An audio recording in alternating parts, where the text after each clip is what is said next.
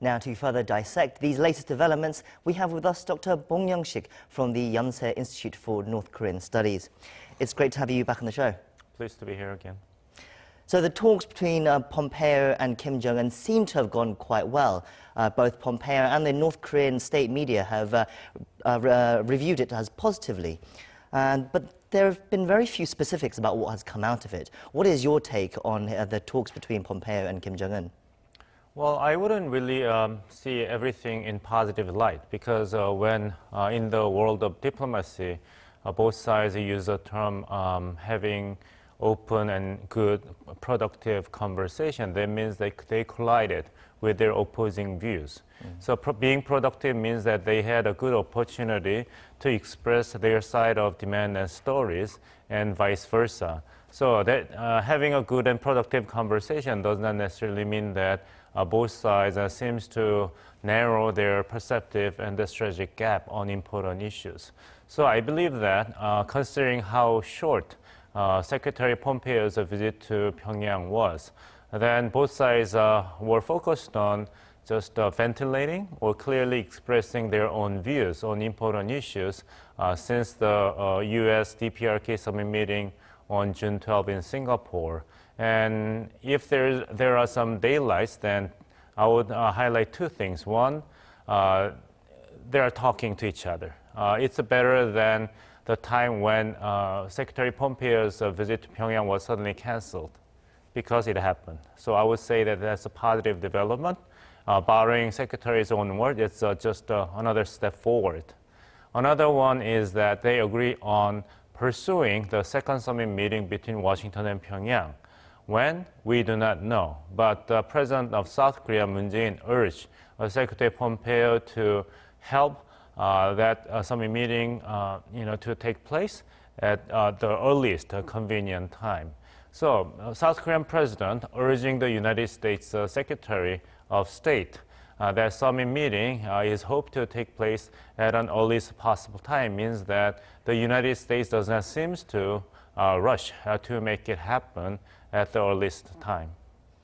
Still, they did meet for 5.5 hours, the Blue House revealed. That includes a lunch in the middle that they had together. So 5.5 hours, that means a lot of time for discussions. That's a lot of time. That's a lot of time. And what kind of details has been reported to the public? So given the substantial amount of time that the South Korean government and the U.S. Secretary of State had, 5.5 hours, and the amount of details about potentially very groundbreaking or significant development about either U.S.-DPRK relationship or North Korea's pursuit of complete and verifiable denuclearization. These two things are not in balance, in my personal opinion. 5.5 hours, and there's not many details available to the general public and the reporters. That means that they are not really on the same page, although they are security partners, Seoul and Washington are. And another indication is that Secretary Pompeo made the first visit not to Seoul but Tokyo, and they agreed on maintaining the existing very tough economic sanctions on North Korea unless North Korea is moving another concrete and verifiable step toward a complete and verifiable denuclearization. Then Pompeo flew to Pyongyang, then Seoul. And now he and his delegation are in Beijing. So judging from this itinerary of the Secretary Pompeo's travel in East Asia, I don't think Seoul and Washington are 100% on the same page in dealing with nuclear North Korea. Let's look at one of the details that was announced between the Pompeo and Kim's talks. So one of the agreements that has been announced by the U.S. State Department is that Kim has invited inspectors to check the Punggye-ri nuclear test site that was blown up in front of international reporters earlier this year. Now, when the site was blown up, obviously there was some criticism that reporters, not inspectors, were invited to witness it. How do you rate the significance of this concession by Kim Jong-un? I wouldn't give too much weight of significance on this North Korea's announcement because this is supposed to have been completed many months ago. because it is North Korea's lack of preparation and understanding of expectation outside the country that if you're going to blow one of the most watched WMD production facility in the world, which is Punggye nuclear test site, then you are supposed to follow the regular and mainstream international procedures, which is to make it fully verified. But North Korean authority refused to bring in nuclear experts. So there has been a criticism that without participation and observation of the nuclear experts from third parties, then these reporters lack the capability or the expertise to actually verify that the nuclear test site in Punggye had been indeed irreversibly and completely destroyed. So it is North Korean government's fault to have to do it again in order to earn the basic trust from the United States that the basic 4 elements of the Singapore summit meeting are just taking baby steps. And another point is that in the summit meeting with the South Korean President Moon Jae-in, North Korean authority also agreed to invite the outside observers about the dismantlement of the missile test site in the Dongchangri. That also was supposed to have already been completed. So from the outside perspective, North Korea has not really completed basic agreements that Chairman Kim Jong-un allegedly had made to his counterpart, U.S. President Donald Trump, in Singapore summit meeting. So if North Korea is genuinely interested in earning and enhancing trust from the United States and other countries so that there will be agreement made by Washington and other related parties about formally declare the end of the Korean War, then North Korea has a lot more homework to do. Isn't there some argument to say that these small developments, these small agreements, are just small steps that need to be taken for the bigger picture? And in fact, there might also be other agreements that are in the works behind the scenes that haven't yet been revealed. Well, I like to cite the slogan of the sports good company, Adidas, impossible is nothing. Nothing is impossible, but I wonder why that we have to force ourselves to believe that there must be something else. There must be something more important, unspoken, or not made available to general public or media. But it has been such a long time to for us to giving the benefit of doubt to North Korean authority when it comes to North Korea's genuine intention and determination to move forward, complete denuclearization in exchange for all kinds of concessions from other countries. So I think now it's time, since North Korea did have, for the first time in history, summit meeting with the President of the United States.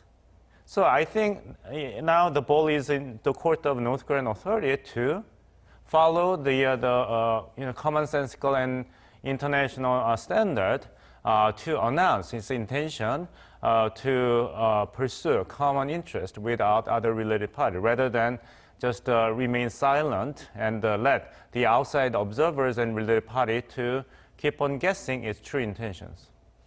You mentioned there the summit with Donald Trump and Kim Jong-un previously. One of the aims for this supposed meeting as well was to maybe work towards a date and location. And Pompeo and North Korean media have both said that they are working towards some sort of second summit between Trump and Kim. So do you think it's still on? Do you think it could still happen? Or does the fact that they still haven't got a date or location or any hint of one, that's still concerning? Well, I'll bet my lunch money that it's going to happen. But the term near future can be interpreted in many different ways. A near future can mean many months or even years or never, right? I would be very surprised that it's going to happen very soon, as the South Korean government and North Korean government would hope. Because the political calendar and the utility of having another summit with North Korea without assured guarantee of positive outcomes coming out of it, then the United States government has no reason to rush the process. I think that is the reason why Mike Pompeo, Secretary of State of the United States, brought the special representative for North Korea Mr. Stephen Biegun with him. So now the level of the negotiation has been lowered by the United States from the level of president to level of Secretary of State. Now you have special representative as a main point man. So working level negotiations to set up the second summit meeting between North Korea and the United States is likely to take place in Vienna. We do not know how long that working level negotiation will take place.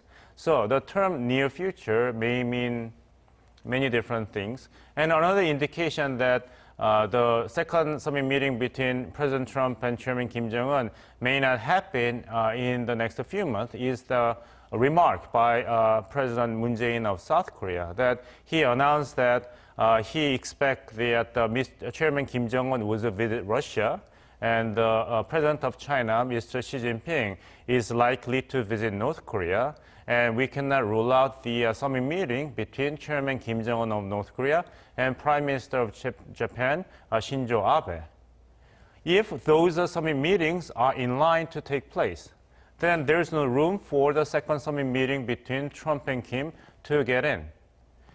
Conversely, we can expect that the very reason why South Korean president making references to summit meetings, plural, summit meetings that South Korea are not directly involved, is to give a kind of hopeful message to the world that high-level negotiations and conversation are going to continue. So something is not right if we're expecting the second summit meeting between U.S. President and leader of North Korea to take place in immediate future. When you mentioned something isn't right, there's also something different about this Pompeo and Kim Jong-un meeting as well. One person that was missing in the meeting was Kim Young-chol. He's Kim Jong-un's right-hand man, and he's always been there when dealing with the U.S. and these talks as well. But this time he wasn't there, only Kim Yo-jong, his sister, and an interpreter was there. Again, should that be read as a negative interpretation of the situation? Well, I would say that it's both negative and positive. Negative in a sense that the involvement of Kim Young-chol as the main point man for North Korea did not work. Not only for North Korea to maximize its interest and leverage upon the United States, but in terms of moving the entire denuclearization process and the process of the restoring the mutual trust between Washington and Pyongyang not going well. So I believe that North Korean authority is now changing the approach to its engagement with the United States by getting the sister of the top leader, Ms. Kim Yo-jong, on board. So in that regard, it is a positive development that North Korean leadership is going to take a new approach. Pompeo has now traveled to Beijing to brief China on the outcome of that meeting with Kim Jong-un. And before he heads back to the U.S., also the North Korean Vice Foreign Minister, Choi Sun-hee, also went to Moscow and meeting with officials from China and Russia as well. So, I mean, where does all this China now fit into this as well? How will China take Pompeo coming to visit and brief them on the situation? Well, I mean, there's a difference between Beijing and Washington in terms of how much pressure of economic sanctions and diplomatic isolation must be continued in order for North Korea to make very productive and positive changes for denuclearization and the construction of the sustainable peace regime in Northeast Asia. I think there will be a clash between Secretary Pompeo and Chinese government officials in terms of how to deal with North Korea. But at the same time, it'll be, I believe, very difficult for Russian government and the Chinese government to be the first mover to dilute the impact of economic sanctions on North Korea. Then the country will be singled out by the Trump administration as deviant from the international consensus and coordination to realize final and fully verifiable denuclearization of North Korea. So I suspect neither the Russian government nor Chinese government is ready to take that gamble at this point. Well, we're out of time, but thank you for coming in, and it's always great to get your insights and perspective. You're welcome.